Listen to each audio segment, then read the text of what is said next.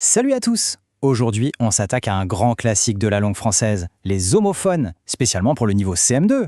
Promis, d'ici la fin de cette explication, fini les hésitations. On va tout éclaircir ensemble. Allez, on y va. On a tous connu ce moment, pas vrai? La main qui reste en l'air, juste au-dessus de la feuille, le stylo qui hésite un peu, c'est vraiment le dilemme classique quand on écrit. Ce petit sentiment de doute juste avant de poser le mot sur le papier, ça nous parle à tous. Eh bien la bonne nouvelle, c'est qu'aujourd'hui on va lui dire adieu une bonne fois pour toutes. Mais alors, qui est le responsable de toutes ces hésitations? Le coupable, il a un nom, c'est l'homophone. Et vous savez quoi? On va le démasquer ensemble. Alors, un homophone, qu'est-ce que c'est exactement? C'est très simple, imaginez des mots qui sont des jumeaux à l'oreille. Ils se prononcent exactement de la même façon, mais sur le papier, ils sont complètement différents et surtout, ils ne veulent pas du tout dire la même chose. Prenons un exemple que tout le monde connaît. Mère et mère. Le son est identique, n'est-ce pas? Pourtant, l'un, c'est la grande étendue d'eau salée et l'autre, c'est notre maman. Voilà, c'est ça la petite magie un peu piégeuse des homophones. Mais attention, pas de panique. Pour déjouer ces pièges, il existe des astuces, des sortes de codes secrets, de formules magiques si on veut. Et avec ça, on saura toujours quelle orthographe choisir. Allez, c'est parti, on les découvre. On commence avec un duo de choc, et. Le premier, ET, c'est un peu comme de la colle, il sert à lier des mots ensemble.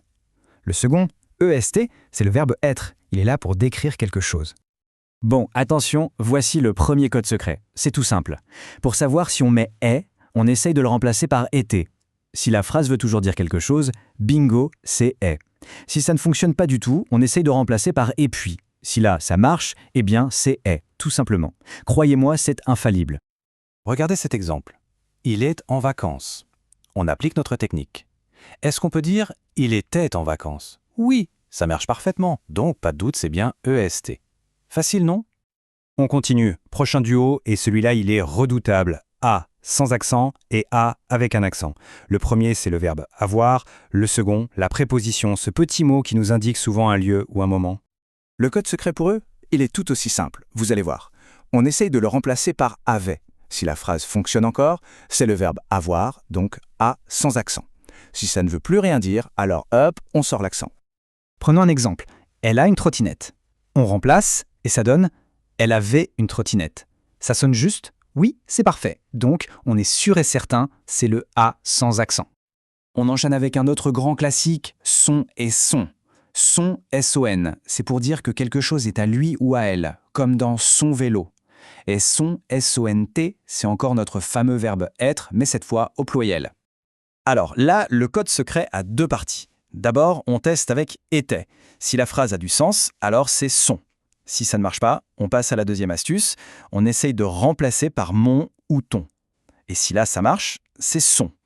Exemple tout simple, ils sont malades. On tente le remplacement, ils étaient malades. Ça marche nickel. La logique est là, donc on écrit bien S-O-N-T. Et pour le dernier duo de notre série d'astuces, voici « on » et « on ». Attention à ne pas les confondre. « On », c'est le pronom, celui qu'on peut remplacer par « il » ou « elle », et « on », O-N-T, c'est le verbe « avoir » quand ils sont plusieurs. Et voici la toute dernière formule magique pour aujourd'hui. On essaie de remplacer par « avait ». Si la phrase est correcte, c'est « on ». Sinon, on essaie avec « il » ou « elle ». Et si ça marche, c'est « on ». Et voilà, le tour est joué. Bon, maintenant qu'on a tous ces codes secrets en poche, c'est un peu comme si on avait des super pouvoirs en orthographe. Alors il est temps de les tester, c'est à vous de jouer. Premier petit défi, la phrase est « le ciel bleu ». Alors on met quoi dans le trou? Est ou est? Appliquez le code secret dans votre tête, on peut dire « le ciel était bleu » ou plutôt « le ciel et puis bleu ». Je vous laisse un petit instant. Et la réponse est « et ». Bien sûr. Pourquoi? Parce qu'on peut tout à fait dire « le ciel était bleu ». L'astuce a parfaitement fonctionné, bravo. Allez, un deuxième pour la route. Valentine, Gabriel sont en train de jouer. Alors, que mettons entre les deux prénoms? Et ou est? Faites le test mentalement. La bonne réponse, c'est « est ». ET. Impossible de dire Valentine était Gabriel, ça n'a aucun sens. Par contre, Valentine et puis Gabriel, ça fonctionne très bien. C'est le petit mot qui fait le lien. Super! Franchement, bravo. Et pour être sûr de ne jamais oublier ces astuces, on a tout regroupé dans une sorte de boîte à outils. C'est votre aide-mémoire personnel et secret. Gardez-le bien précieusement. Voilà, tout est là. Le résumé de tous nos codes secrets. C'est vraiment l'essentiel à garder en tête. N'hésitez pas à faire une petite pause pour bien tout relire et mémoriser. Avec ça sous la main, les erreurs, c'est de l'histoire ancienne. Et voilà, grâce à ces super outils, les homophones ne devraient plus avoir de secret pour vous. Fini le doute, bonjour la confiance. La prochaine fois qu'il y aura une dictée, la question ne sera plus « est-ce que je vais me tromper ?», mais plutôt « comment vais-je montrer que je maîtrise ?»